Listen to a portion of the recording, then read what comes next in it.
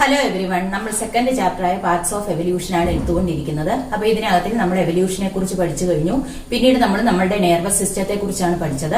Different types of nervous system ഒക്കെ പറഞ്ഞു. കഴിഞ്ഞ ക്ലാസ്സിൽ നമ്മൾ ഓട്ടോണോമസ് നെർവസ് സിസ്റ്റത്തിൽ ഉൾപ്പെട്ടിരിക്കുന്ന സിമ്പതറ്റിക് സിസ്റ്റം ആൻഡ് പാരാസിമ്പതറ്റിക് സിസ്റ്റത്തെ കുറിച്ചാണ് പറഞ്ഞത്, അല്ലേ?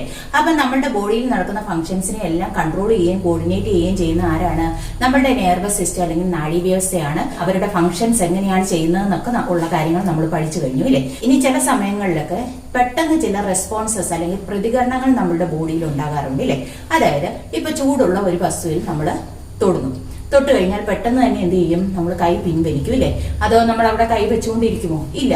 എപ്പോഴും എങ്ങനെയാണ്? ചൂടുള്ള വസ്തുവിൽ തൊട്ട് കഴിഞ്ഞാൽ കൈ നമ്മൾ എന്ത് ചെയ്യാറുണ്ട്? പെട്ടെന്ന് വലിച്ചെടുക്കാറുണ്ട്, ഇല്ലേ? അതുപോലെ തന്നെ നമ്മളുടെ കണ്ണുകളിലേക്ക് തീവ്രമായിട്ടുള്ള പ്രകാശം അടിക്കുമ്പോൾ നമ്മൾ എന്ത് ചെയ്യാറുണ്ട്? കണ്ണ് ചിമ്മാറുണ്ട്, ഇല്ലേ? അപ്പൊ ഇങ്ങനെയുള്ള റിയാക്ഷൻസ് എന്ന് പറയുന്നത് പെട്ടെന്ന് നടക്കുന്നതാണ്. അപ്പൊ ഇങ്ങനെയുള്ള പെട്ടെന്ന് നടക്കുന്ന റിയാക്ഷൻസിനെ വിളിക്കുന്ന പേരാണ് റിഫ്ലെക്സ് ആക്ഷൻസ് എന്ന് വിളിക്കും. അതായത് reflex actions are the reactions that occur spontaneously and involuntarily in response to stimuli. അതായത് ഉദ്ദീപനങ്ങൾക്കനുസരിച്ച് ആകസ്മികമായും അനൈച്ഛികമായും ഉണ്ടാകുന്ന പ്രവർത്തനങ്ങളെ വിളിക്കുന്ന പേരാണ് റിഫ്ലെക്സ് ആക്ഷൻസ് അല്ലെങ്കിൽ റിഫ്ലെക്സ് പ്രവർത്തനങ്ങൾ. ആകസ്മികമായിട്ടുണ്ടാകുന്ന ഉദ്ദീപനങ്ങളിൽ നമ്മൾ പെട്ടെന്ന് എന്ത് ചെയ്യുന്നു? റെസ്പോണ്ട് ചെയ്യുന്നു അല്ലെങ്കിൽ പ്രതികരിക്കുന്നു. അപ്പൊ ഇങ്ങനെ reactions that occur spontaneously and involuntarily in response to stimulus. ഉദ്ദീപനങ്ങൾക്ക് അനുസരിച്ച് ആകസ്മികമായും അനൈച്ഛികമായും ഉണ്ടാകുന്ന പ്രതികരണങ്ങളെയാണ് എന്തെന്ന് വിളിക്കുന്നത്? റിഫ്ലെക്സ് ആക്ഷൻസ് അല്ലെങ്കിൽ റിഫ്ലെക്സ് പ്രവർത്തനങ്ങൾ. അപ്പൊ അതിനുള്ള ഉദാഹരണങ്ങൾ ഏതൊക്കെയാണ്? ഒന്നെന്ന് പറയുന്നത് ആകസ്മികമായിട്ട് നമ്മൾ എന്ത് ചെയ്യുന്നു? ചൂടുള്ള വസ്തുവിൽ തൊടുന്നു. ചൂടുള്ള വസ്തുവിൽ തൊടുമ്പോൾ തന്നെ നമ്മൾ എന്ത് ചെയ്യുന്നുണ്ട്? കൈ പിൻവലിക്കുന്നുണ്ട്. ദെൻ അതുപോലെ തന്നെ കണ്ണിലേക്ക് എന്തെങ്കിലും വസ്തുക്കൾ പതിക്കാൻ തുടങ്ങിയാണെന്ന് മനസ്സിലായാൽ നമ്മൾ എന്ത് ചെയ്യും? പെട്ടെന്ന് തന്നെ കണ്ണ് ചിമ്മുന്നു, ഇല്ലേ? അതും എന്തിന് എക്സാമ്പിൾ ആണ്? റിഫ്ലെക്സ് ആക്ഷൻ എക്സാമ്പിൾ ആണ്. കാരണം ഇതെല്ലാം എങ്ങനെ ഉണ്ടാകുന്ന ആക്ഷൻസ് ആണ്? സഡൻ ഇൻവോളണ്ടറി ആക്ഷൻസ് ആണ്, ഇല്ലേ? അതായത് പെട്ടെന്ന് ഉണ്ടാകുന്ന അനൈച്ഛിക പ്രവർത്തനങ്ങളാണ്. ഇങ്ങനെയുള്ള പ്രവർത്തനങ്ങളെ വിളിക്കുന്ന പേരാണ് റിഫ്ലെക്സ് ആക്ഷൻസ്. അപ്പൊ ഈ റിഫ്ലെക്സ് ആക്ഷൻസ് എന്ന് പറയുന്നത് നമ്മളുടെ ബ്രെയിനിൽ നിന്നും ഫോം ചെയ്യാറുണ്ട്, അതുപോലെ തന്നെ സ്പൈനൽ കോഡിൽ നിന്നും ഫോം ചെയ്യാറുണ്ട്. അപ്പൊ ഇവിടെ എന്ന് പറയുന്നത് ഒരു വസ്തു കണ്ണിലേക്ക് പതിക്കാൻ തുടങ്ങുമ്പോൾ നമ്മൾ പെട്ടെന്ന് എന്ത് ചെയ്യുന്നു? കണ്ണ് ചിമ്മുന്നു, ഇല്ലേ? അല്ലെങ്കിൽ പ്രകാശം പതിക്കുമ്പോൾ നമ്മൾ എന്ത് ചെയ്യുന്നു? കണ്ണ് ചിമ്മുന്നു. അതെന്ന് പറയുന്നത് ഏതിന് എക്സാമ്പിൾ ആണ്? സെറിബ്രൽ റിഫ്ലെക്സിന് എക്സാമ്പിൾ ആണ്. അതിനെ കൺട്രോൾ ചെയ്യുന്ന ആരായിരിക്കും? നമ്മളുടെ ബ്രെയിൻ ആയിരിക്കും. ദെൻ അതുപോലെ തന്നെ നമ്മൾ ചൂടുള്ള ഒരു വസ്തുവിൽ തൊടുക എന്ന് പറയുമ്പോൾ അവിടെ ആ റിഫ്ലെക്സ് ആക്ഷന് ഹെൽപ്പ് ചെയ്ത് ആരായിരിക്കും? സ്പൈനൽ കോഡ് ആയിരിക്കും. അപ്പൊ ഇങ്ങനെ പെട്ടെന്ന് സ്റ്റിമുലസിനെതിരെ പ്രതികരിക്കുകയാണെങ്കിൽ അങ്ങനെയുള്ള റിയാക്ഷൻസിനെ വിളിക്കുന്ന പേരാണ് റിഫ്ലെക്സ് ആക്ഷൻസ്. അപ്പൊ ഇത് എവിടെ നിന്നൊക്കെ ഒറിജിൻ ചെയ്യുന്നു? സ്പൈനൽ കോഡിൽ നിന്നും അതുപോലെ തന്നെ ബ്രെയിനിൽ നിന്നും. ഇനി ഈ റിഫ്ലെക്സ് ആക്ഷനിൽ ഇമ്പൾസസിന് ഒരു പാത്ത് ഉണ്ട്, അല്ലെ? അതായത് the pathway of impulses in a reflex action. Reflex പ്രവർത്തനങ്ങളിലെ ആവേഗങ്ങളുടെ സഞ്ചാര പാതയെ വിളിക്കുന്ന പേരാണ് റിഫ്ലെക്സ് ആർക്ക് എന്ന് വിളിക്കും. അപ്പൊ എന്താണ് റിഫ്ലെക്സ് ആർക്ക് എന്ന് പറഞ്ഞാൽ? The pathway of impulses in a reflex action. ഒരു റിഫ്ലെക്സ് പ്രവർത്തനത്തിലെ ആവേഗങ്ങളുടെ സഞ്ചാരപാതയെയാണ് എന്തെന്ന് വിളിക്കുന്നത്? റിഫ്ലെക്സ് ആർക്ക്. അപ്പൊ ഒരു റിഫ്ലെക്സ് ആർക്ക് എങ്ങനെയാണെന്ന് നമുക്കൊന്ന് നോക്കാം. അതായത് നമ്മൾ അപ്രതീക്ഷിതമായി ചൂടുള്ള ഒരു വസ്തുവിൽ എന്ത് ചെയ്യുന്നു? തൊടുന്നു. അപ്പൊ ചൂടുള്ള വസ്തുവിനടുത്തേക്ക് ചെല്ലുമ്പോഴത്തേക്ക് നമ്മൾ എന്ത് ചെയ്യുന്നുണ്ട്? പെട്ടെന്ന് തന്നെ കൈ പിൻവലിക്കുകയും ചെയ്യുന്നുണ്ട്, ഇല്ലേ? അപ്പൊ ഇവിടെ നിന്ന് പറയുന്നത് ആ ചൂട്, ഇല്ലെ? ചൂടുള്ള വസ്തുവിലാണ് നമ്മൾ എന്ത് ചെയ്തത്? ചൂടുള്ള വസ്തുവിലാണ് നമ്മൾ തൊട്ടത്, ഇല്ലേ? അപ്പൊ ആ ചൂടെന്ന് പറയുന്നത് അവിടുത്തെ സ്റ്റിമുലസ് അല്ലെങ്കിൽ ഉദ്ദീപനമാണ്. ഈ സ്റ്റിമുലസിനെ ആര് റിസീവ് ചെയ്യും? റിസപ്റ്റേഴ്സ് അല്ലെങ്കിൽ ഗ്രാഹികൾ. അതായത് നമ്മളുടെ കൈകളിലുള്ള അല്ലെങ്കിൽ വിരലുകളിലുള്ള ഗ്രാഹികൾ, റിസപ്റ്റേഴ്സ് എന്ത് ചെയ്യുന്നു? ഈ സ്റ്റിമുലസ് അല്ലെങ്കിൽ ഉദ്ദീപനത്തെ റിസീവ് ചെയ്യുന്നു. ഇവിടെയുള്ള സ്റ്റിമുലസ് അല്ലെങ്കിൽ ഉദ്ദീപനം എന്ന് പറയുന്നത് എന്താണ്? ഹീറ്റ് ആണ്, ഇല്ലേ? അല്ലെങ്കിൽ ചൂടാണ്. അപ്പൊ ആ റിസപ്റ്റേഴ്സ് സ്റ്റിമുലസിനെ റിസീവ് ചെയ്തു. എന്നിട്ട് അവർ എന്ത് ചെയ്യുന്നു? ജനറേറ്റിംഗ് ഇമ്പൾസസ് അല്ലെങ്കിൽ ആവേഗങ്ങൾ ഉണ്ടാക്കുന്നു. ഈ ആവേഗങ്ങൾ അല്ലെങ്കിൽ മെസ്സേജസ് എന്ന് പറയുന്നത് സെൻസറി ന്യൂറോൺ വഴി, സെൻസറി ന്യൂറോൺ അല്ലെങ്കിൽ സംവേദ ന്യൂറോൺ നമ്മൾ പഠിച്ചിട്ടുള്ളതാണ്. ഇമ്പൾസസിനെ എവിടെ നിന്ന് എങ്ങോട്ടേക്ക് കൊണ്ടുപോകുന്നു? ഓർഗൻസിൽ നിന്നും അല്ലെങ്കിൽ ബോഡി പാർട്സിൽ നിന്ന് സെൻട്രൽ നെർവസ് സിസ്റ്റത്തിലേക്ക് കൊണ്ടുപോകുന്നവരാണ്, ഇല്ലേ? അപ്പൊ ഇവിടെ നിന്ന് പറയുന്നത് ഈ റിസപ്റ്റേഴ്സ് ജനറേറ്റ് ചെയ്ത ഇമ്പൾസസ് അല്ലെങ്കിൽ മെസ്സേജസ് സെൻസറി ന്യൂറോൺ വഴി എവിടേക്ക് പോകുന്നു? സ്പൈനൽ കോഡിലേക്ക് പോകുന്നു. അപ്പൊ ഈ സ്പൈനൽ കോഡിലേക്ക് മെസ്സേജ് എത്തുമ്പോൾ അവിടെ എന്തോ ഉണ്ട്? ഇന്റർ ന്യൂറോൺ ഉണ്ട്. നമ്മൾ നേരത്തെ പഠിച്ചതാണ്. സെൻസറി ന്യൂറോണിനെയും മോട്ടോർ ന്യൂറോണിനെയും ബന്ധിപ്പിച്ചുകൊണ്ട് എന്തോ ഉണ്ടെന്ന്? ഇന്റർ ന്യൂറോൺ ഉണ്ടെന്നല്ലേ? അപ്പൊ ഈ സെൻസറി ന്യൂറോണിലൂടെ വരുന്ന ഇമ്പൾസസിനെ ഇന്റർ ന്യൂറോൺ അനലൈസ് ചെയ്യുന്നു അല്ലെങ്കിൽ വിശകലനം ചെയ്തിട്ട് ആവശ്യമായിട്ടുള്ള ഇൻസ്ട്രക്ഷൻസ് അല്ലെങ്കിൽ നിർദ്ദേശങ്ങൾ തിരിച്ച് ഏതുവഴി മോട്ടോർ ന്യൂറോൺ വഴി കടത്തിവിടുന്നു. ഇന്റർ ന്യൂറോൺ എന്താണ് ചെയ്യുന്നത്? സെൻസറി ന്യൂറോണിലൂടെ വന്ന ഇമ്പൾസസിനെ അനലൈസ് ചെയ്തിട്ട് അപ്രോപ്രിയേറ്റ് ആയിട്ടുള്ള ഇൻസ്ട്രക്ഷൻസ് അല്ലെങ്കിൽ നിർദ്ദേശങ്ങൾ രൂപപ്പെടുത്തുന്നു.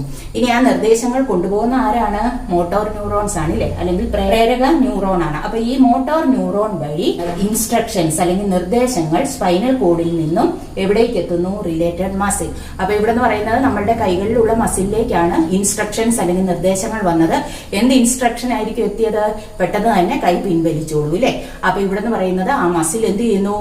പെട്ടെന്ന് തന്നെ കൈ പിന്നോട്ടേക്ക് എടുക്കാൻ സഹായിക്കുന്നു. അപ്പൊ ഇങ്ങനെയാണ് ഒരു റിഫ്ലെക്സ് ആർക്കിലൂടെ ഇമ്പൾസസ് എന്ത് ചെയ്യുന്നത്? ട്രാൻസ്മിറ്റ് ചെയ്യപ്പെടുന്നത്. അപ്പൊ എന്തായിരുന്നു റിഫ്ലെക്സ് ആർക്ക് എന്ന് പറഞ്ഞു കഴിഞ്ഞാൽ? The pathway of impulses in a reflex action. ഒരു റിഫ്ലെക്സ് പ്രവർത്തനത്തിലെ ആവേഗങ്ങളുടെ സഞ്ചാരപാതയാണ് ഏതെന്ന് പറയുന്നത്? റിഫ്ലെക്സ് ആർക്ക്. റിഫ്ലെക്സ് ആർക്കിലെ പാർട്സ് ഏതൊക്കെയാണ്? റിസപ്റ്റേഴ്സ്. റിസപ്റ്റേഴ്സ് അല്ലെങ്കിൽ ഗ്രാഹികൾ എന്ത് ചെയ്യുന്നു? സ്റ്റിമുലസ് അല്ലെങ്കിൽ ഉദ്ദീപനങ്ങളെ റിസീവ് ചെയ്യുന്നു, സ്വീകരിക്കുന്നു. അടുത്തത് സെക്കൻഡ് വൺ എന്ന് പറയുന്നത് സെൻസറി ന്യൂറോൺ. സെൻസറി ന്യൂറോൺ എന്ത് ചെയ്യും? റിസപ്റ്റേഴ്സ് ജനറേറ്റ് ചെയ്ത ഇമ്പൾസസിനെ എവിടേക്ക് എത്തിക്കുന്നു? സ്പൈനൽ കോഡിലേക്ക് എത്തിക്കുന്നു. Then Inter neuron. Inter neuron എന്ത് ചെയ്യുന്നു? ആ സെൻസറി ന്യൂറോണിലൂടെ വന്ന ഇമ്പൾസസിനെ അനലൈസ് ചെയ്തിട്ട് ആവശ്യമായിട്ടുള്ള ഇൻസ്ട്രക്ഷൻസ് അല്ലെങ്കിൽ നിർദ്ദേശങ്ങൾ രൂപപ്പെടുത്തുന്നു. ഇനി ഈ ഇന്റർ ന്യൂറോണിലുണ്ടായ ആ ഇൻസ്ട്രക്ഷൻസ് എന്ന് പറയുന്നത് മോട്ടോർ ന്യൂറോൺ അല്ലെങ്കിൽ പ്രേരക ന്യൂറോൺ വഴി റിലേറ്റഡ് മസിലിലേക്ക് എത്തുന്നു. ഈ റിലേറ്റഡ് മസിൽ എന്ന് പറയുമ്പോൾ ഇവിടെ ഏതാണ്? കൈകളിലെ മസിലുകളിലാണ് എത്തുന്നത്. അപ്പൊ കൈകളിലെ പേശികൾ എന്ത് ചെയ്യുന്നു? പെട്ടെന്ന് തന്നെ കൈ പിൻവലിക്കാൻ സഹായിക്കുകയും ചെയ്യുന്നു. അപ്പൊ ഏതൊക്കെയാണ് റിഫ്ലെക്സ് ആർക്കിന്റെ parts? Receptor, sensory neuron, interneuron, motor neuron and muscle, പേശികൾ. അപ്പൊ ഇത്രയാണ് ഏതുമായിട്ട് ബന്ധപ്പെട്ട് പറയാനുള്ളത്? Reflex action. അപ്പൊ ഇവിടെ എല്ലാം നോക്കിക്കേ, നമ്മുടെ നെർവസ് സിസ്റ്റമാണ് നമ്മുടെ ബോഡിയിൽ നടക്കുന്ന ഫംഗ്ഷൻസിനെ എല്ലാം എന്ത് ചെയ്യുന്നത്? കൺട്രോൾ ചെയ്യുന്നതും അതുപോലെ തന്നെ കോർഡിനേറ്റ് ചെയ്യുന്നതും ഇല്ലേ. അപ്പൊ ഇങ്ങനെ നമ്മുടെ ബോഡിയിൽ നടക്കുന്ന ഫംഗ്ഷൻസിനെ എല്ലാം കൺട്രോൾ ചെയ്യുകയും കോർഡിനേറ്റ് ചെയ്യുകയും ചെയ്യുന്ന നെർവസ് സിസ്റ്റം വളരെ ഇമ്പോർട്ടന്റ് ആണ് ഇല്ലേ. അതുകൊണ്ട് തന്നെ നെർവസ് സിസ്റ്റത്തെ നമ്മൾ എന്ത് ചെയ്യണം? പ്രൊട്ടക്ട് ചെയ്യണം. അപ്പൊ അടുത്തത് നമുക്ക് പറയാനുള്ളത് പ്രൊട്ടക്ഷൻ ഓഫ് നെർവസ് സിസ്റ്റം ആണ്. അല്ലെങ്കിൽ നെർവസ് സിസ്റ്റത്തിന്റെ ഹെൽത്ത്, ആരോഗ്യം വളരെയധികം ഇമ്പോർട്ടന്റ് ആണ്. അപ്പൊ അങ്ങനെയുള്ള സന്ദർഭത്തിൽ നമ്മൾ വളരെയധികം മുൻകരുതലുകൾ എടുത്തു വേണം മുന്നോട്ട് പോകാനായിട്ട്. ഇപ്പൊ വാഹനങ്ങളൊക്കെ ഓടിക്കുമ്പോൾ എന്ത് ചെയ്യണം? ഹെൽമെറ്റും അതുപോലെ തന്നെ സീറ്റ് ബെൽറ്റും ഒക്കെ നിർബന്ധമായിട്ടും ധരിച്ചിരിക്കണം. കളികളിലൊക്കെ ഏർപ്പെടുമ്പോൾ ഒരുപാട് മുൻകരുതലുകൾ എടുക്കുക. തലയ്ക്ക് പരിക്ക് പറ്റുന്ന രീതിയിലുള്ള കളികളിലൊന്നും ഏർപ്പെടാതിരിക്കുക. ദെൻ അതുപോലെ തന്നെ കെട്ടിക്കിടക്കുന്ന വെള്ളത്തിലൊന്നും കുളിക്കാനോ ഇറങ്ങാനോ ഒന്നും പാടില്ല. കെട്ടിക്കിടക്കുന്ന വെള്ളത്തിൽ നിന്നും ഇൻഫെക്ഷൻ അല്ലെങ്കിൽ അണുബാധ നമുക്ക് ഉണ്ടാകാനുള്ള സാധ്യതയുണ്ട് അല്ലേ. ദെൻ അതുപോലെ തന്നെ ഈ തലയ്ക്ക് ക്ഷതം ഉണ്ടാക്കുന്ന ജോലികളിൽ ഏർപ്പെടുന്നവർ എപ്പോഴും എന്ത് ധരിക്കാൻ ശ്രമിക്കുക? ഹെൽമെറ്റ് ഒക്കെ ധരിച്ചുകൊണ്ട് വേണം അങ്ങനെയുള്ള ജോലികളിൽ ഏർപ്പെടാൻ. നെർവസ് സിസ്റ്റത്തിനൊക്കെ തകരാറുണ്ടാക്കുന്ന ആൽക്കഹോൾ യൂസ്, സ്മോക്കിംഗ് അങ്ങനെയുള്ള കാര്യങ്ങളൊക്കെ ഒഴിവാക്കുക. നന്നായിട്ട് എക്സർസൈസ് ചെയ്യുക. ആവശ്യത്തിന് ഉറക്കം ലഭിക്കുക എന്നുള്ളതും വളരെയധികം ഇമ്പോർട്ടന്റ് ആണ്. ശരിയായ രീതിയിൽ ഉറക്കം ലഭിച്ചില്ല എന്നുണ്ടെങ്കിൽ അത് നമ്മളുടെ മെമ്മറിയൊക്കെ വളരെയധികം ബാധിക്കും. അതുപോലെ തന്നെ പഠനത്തെയും ബാധിക്കും. അപ്പൊ അതുകൊണ്ട് ശരിയായ രീതിയിൽ ഉറക്കം ലഭിക്കാനായിട്ട് ശ്രദ്ധിക്കുക.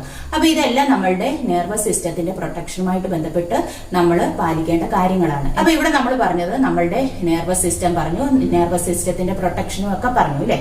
ഇനി നമുക്ക് മാത്രമാണോ നെർവസ് സിസ്റ്റം ഉള്ളത്? അല്ല, വേറെ ജീവജാലങ്ങൾക്കും എന്തോ ഉണ്ട്, നെർവസ് സിസ്റ്റം ഉണ്ട്. പക്ഷെ നമ്മളെ പോലെ നല്ല വെൽ ഡെവലപ്ഡ് നെർവസ് സിസ്റ്റം ആയിരിക്കും എന്നൊന്നും പറയാൻ കഴിയത്തില്ല. ചില ജീവികളുടെ നെർവസ് സിസ്റ്റത്തെ കുറിച്ച് ഇവിടെ കൊടുത്തിട്ടുണ്ട്. അതെങ്ങനെയാണെന്ന് നമുക്കൊന്ന് നോക്കാം. അതിൽ ഒന്നാമതായിട്ട് ഇവിടെ കൊടുത്തിരിക്കുന്നത് ഹൈഡ്രയാണ്. ഹൈഡ്ര എന്ന് പറയുന്നത് വാട്ടറിൽ കാണപ്പെടുന്ന ഒരു ആനിമൽ ആണ്. അപ്പൊ ഈ ഹൈഡ്ര എന്ന് പറയുന്നത് ഒരു ചെറിയ ജീവിയാണ്. അപ്പൊ ഈ ഹൈഡ്രയുടെ നെർവസ് സിസ്റ്റം എന്ന് പറയുമ്പോൾ നമ്മളെ പോലെ ബ്രെയിനും ഒന്നുമില്ല. അതെന്ന് പറയുന്നത് ഒരു ന്യൂറൽ നെറ്റ്വർക്ക് മാത്രമേ ഉള്ളൂ. അതായത് നാഡീജാലിക മാത്രമേ ഉള്ളൂ. അതാണ് അവരുടെ ബോഡിയിലെ പ്രവർത്തനങ്ങളെയൊക്കെ കൺട്രോൾ ചെയ്യുന്നത്. അല്ലാതെ പ്രത്യേകിച്ച് കൺട്രോൾ സിസ്റ്റം ഒന്നും അവിടെ ഇല്ല. അതായത് നമ്മുടെ കൂട്ട് ഒരു നിയന്ത്രണ കേന്ദ്രമൊന്നും അവിടെ ഇല്ല. അവിടെ എന്ത് മാത്രമേ ഉള്ളൂ? ന്യൂറൽ നെറ്റ്വർക്ക് അല്ലെങ്കിൽ നാഡീജാലികം മാത്രമേ ആരിൽ കാണപ്പെടുന്നുള്ളൂ? ഹൈഡ്രയിൽ കാണപ്പെടുന്നുള്ളൂ. ദെൻ അടുത്തതെന്ന് പറയുന്നത് പ്ലനേറിയാണ്. പ്ലനേറിയ എന്ന് പറയുന്നത് പരന്നവിര എന്നറിയപ്പെടുന്നു. അപ്പൊ ഈ പ്ലനേറിയയിൽ a pair of nerve ganglia in the head region, അതായത് തലയുടെ ഭാഗത്ത് എന്തോ ഉണ്ട്, ഒരു ജോഡി നെർവ് ഗാംഗ്ലിയ അല്ലെങ്കിൽ നാഡീ ഗാംഗ്ലിയ ഉണ്ട്. ഇതാണ് അവരുടെ ബോഡിയിലെ ഫംഗ്ഷൻസിനെ കൺട്രോൾ ചെയ്യുന്നത്. ആരുടെ കാര്യമാണ്? പ്ലനേറിയാണ്. അപ്പൊ പ്ലനേറിയയുടെ ഹെഡ് റീജിയനിൽ അല്ലെങ്കിൽ തലയുടെ ഭാഗത്ത് എന്തോ ഉണ്ട്, A pair of nerve ganglia അല്ലെന്നുണ്ടെങ്കിൽ ഒരു ജോഡി നാഡീ ഗാംഗ്ലിയ ഉണ്ട്. അതാണ് അവർക്ക് ആവശ്യമായിട്ടുള്ള നിർദ്ദേശങ്ങളൊക്കെ നൽകുന്നത്. നമ്മളെ പോലെ എന്തില്ല? ബ്രെയിൻ ഒന്നും ഇല്ല. ദെൻ അടുത്തതെന്ന് പറയുന്നത് ഇൻസെക്ട്സ് അല്ലെങ്കിൽ പ്രാണികളാണ്. അപ്പൊ ഈ ഇൻസെക്റ്റിനകത്തില് ഒരു ന്യൂറോൺസ് ഒക്കെ ചേർന്നിട്ട് ഒരു ബ്രെയിൻ ഫോം ചെയ്തിട്ടുണ്ട്. അതായത് ഒരു നല്ലൊരു ബ്രെയിൻ ഉള്ള ആൾക്കാരാണ് ആരെന്ന് പറയുന്നത് ഇൻസെക്ട്സ് അല്ലെങ്കിൽ പ്രാണികൾ. അപ്പൊ അവരുടെ ബോഡിയിലുള്ള ന്യൂറോൺസ് ഒക്കെ ചേർന്നിട്ടാണ് എന്ത് ഫോം ചെയ്തിരിക്കുന്നത്, ഒരു ബ്രെയിൻ ഫോം ചെയ്തിരിക്കുന്നത്. ദെൻ അതുപോലെ തന്നെ ഈ ഇൻസെക്ട്സ് എന്ന് പറയുമ്പോൾ അവരുടെ ബോഡി സെഗ്മെന്റഡ് ആണ്. അതായത് ഓരോരോ ചെറിയ ചെറിയ കമ്പാർട്ട്മെന്റ് ഉണ്ട് അവരുടെ ബോഡിയിൽ. അവിടെയെല്ലാം ganglia of paid nerve fibres ഉണ്ട്. അതായത് ഒരു ജോഡി നാഡീതന്തുക്കളിലെ ഗാംഗ്ലിയോണുകൾ ഓരോ സെഗ്മെന്റിലും ഓരോ അറകളിലും കാണപ്പെടുന്നു. അപ്പൊ ഇവിടെ ഒന്നും നമ്മളെ പോലെ ഒരു വെൽ ഡെവലപ്ഡ് നെർവസ് സിസ്റ്റം ഒന്നും ആർക്കില്ല. ഈ പറഞ്ഞ ഹൈഡ്രയ്ക്കോ പ്ലനേറിയക്കോ അല്ലെങ്കിൽ ഇൻസെക്ട്സിനോ ഇല്ല. ഒരു വെൽ ഡെവലപ്ഡ് നെർവസ് സിസ്റ്റം ഉള്ളത് നമ്മളെ പോലെയുള്ള ഹയർ ആനിമൽസിലാണ് അല്ലേ. അപ്പൊ ഇവിടെ എന്ന് പറയുന്നത് ഈ എവല്യൂഷൻ എന്ന് പറയുന്നത് ബ്രെയിനിന്റെ ഡെവലപ്മെന്റിൽ വളരെയധികം നടന്നിട്ടുണ്ട്. കാര്യം എന്താണ്, ഈ സിമ്പിൾ ആയിട്ടുള്ള ഓർഗാനിസംസിൽ നോക്കുമ്പോൾ അവരുടെ നെർവസ് സിസ്റ്റത്തിന്റെ സ്ട്രക്ചർ എന്ന് പറയുന്നത് സിമ്പിൾ ആണ് അല്ലേ. അതേസമയം നമ്മളെ പോലെയുള്ള ഹയർ ആനിമൽസിലാണെങ്കിൽ കോംപ്ലക്സ് ആയിട്ടുള്ള ഒരു നെർവസ് സിസ്റ്റം അല്ലെങ്കിൽ സങ്കീർണ ഘടനയുള്ള ഒരു നാഡീവ്യവസ്ഥയാണുള്ളത്. അപ്പൊ ഇതിൽ നിന്ന് തന്നെ നമുക്ക് ആ എവല്യൂഷൻ എങ്ങനെ സ്ലോലി നടന്നു എന്നുള്ളത് നമുക്ക് മനസ്സിലാക്കാനായിട്ട് സാധിക്കും അല്ലെ. ഇനി നമ്മളെ പറ്റി പറയുകയാണെങ്കിൽ അല്ലെങ്കിൽ ഹ്യൂമൻ ബീങ്സിനെ കുറിച്ച് പറയുകയാണെങ്കിൽ നമുക്കാണെങ്കിൽ ഒരു വെൽ ഡെവലപ്ഡ് നെർവസ് സിസ്റ്റം ആണുള്ളത്. അപ്പം നമ്മുടെ ചുറ്റുപാടുമുള്ള ചേഞ്ചസിനനുസരിച്ച് നമുക്ക് മാറ്റങ്ങൾ ഉണ്ടാകുന്ന രീതിയിലാണ് നെർവസ് സിസ്റ്റത്തിന്റെ എന്ത് നടന്നിരിക്കുന്നത്, ഡെവലപ്മെന്റ് നടന്നിരിക്കുന്നത് അല്ലേ. അപ്പൊ ഓരോ ജീവിയുടെയും നെർവസ് സിസ്റ്റത്തിന്റെ സ്ട്രക്ചർ അല്ലെങ്കിൽ ഘടന എന്ന് പറയുന്നത് ഈ എൻവയോൺമെന്റിൽ ഉണ്ടാകുന്ന ചേഞ്ചസിനനുസരിച്ച് സർവൈവ് ചെയ്യാൻ അല്ലെങ്കിൽ ആ കണ്ടീഷൻസിനെ അതിജീവിക്കാനായിട്ടാണ് ആരെ സഹായിച്ചിരിക്കുന്നത്, ഈ ജീവികളെയൊക്കെ സഹായിച്ചിരിക്കുന്നത്. ഇനി നമ്മളെ സംബന്ധിച്ച് പറയുകയാണെങ്കിൽ നമ്മൾ ഹോമോസാപ്പിയൻസിന് ഒരു വെൽ ഡെവലപ്ഡ് നെർവസ് സിസ്റ്റം ആണുള്ളത് അല്ലേ. അതെന്തുകൊണ്ടാണ് നമ്മളെന്ന് പറയുന്നത് ടെക്നോളജീസ് യൂസ് ചെയ്യുന്നുണ്ട്, അതുപോലെ തന്നെ നമ്മളുടെ ഇന്റലക്ച്വൽ ഡെവലപ്മെന്റ് ഒക്കെ വളരെയധികം കൂടുതലാണ് അല്ലേ. അപ്പൊ അങ്ങനെ വരുമ്പോഴത്തേക്ക് നമ്മളുടെ നെർവസ് സിസ്റ്റം എന്ന് പറയുന്നത് വളരെയധികം അഡ്വാൻസ്ഡ് ആണ്. നമുക്ക് ലാംഗ്വേജ് ഉപയോഗിക്കാനുള്ള കഴിവുണ്ട്, അതുപോലെ തന്നെ ആർട്ട്, കൾച്ചർ, ടെക്നോളജീസ് ഇങ്ങനെയൊക്കെ ഉള്ള കാര്യങ്ങൾ നമുക്കുണ്ട്. അതുകൊണ്ടാണ് നമുക്ക് ഒരു വെൽ ഡെവലപ്ഡ് നെർവസ് സിസ്റ്റം ഉണ്ടായിരിക്കുന്നത്. അപ്പോൾ ഓരോ ജീവജാലങ്ങളിലും നെർവസ് സിസ്റ്റത്തിന് മാറ്റങ്ങൾ വന്നിരിക്കുന്നത് അവരുടെ ചുറ്റുപാടുകൾക്കനുസരിച്ചിട്ട് ജീവിക്കാൻ വേണ്ടിയിട്ടാണ് അല്ലേ. അപ്പൊ ഇതിനകത്തിൽ ഏറ്റവും മോസ്റ്റ് അഡ്വാൻസ്ഡ് ആയിട്ടുള്ള നെർവസ് സിസ്റ്റം ഉണ്ടായിരിക്കുന്ന ആർക്കാണ്, നമ്മൾ ഹ്യൂമൻ ബീങ്സിനാണ്. അപ്പൊ ഇത്രയാണ് നമ്മളുടെ സെക്കൻഡ് ചാപ്റ്ററിനെ കുറിച്ച് പറയാനുള്ളത്.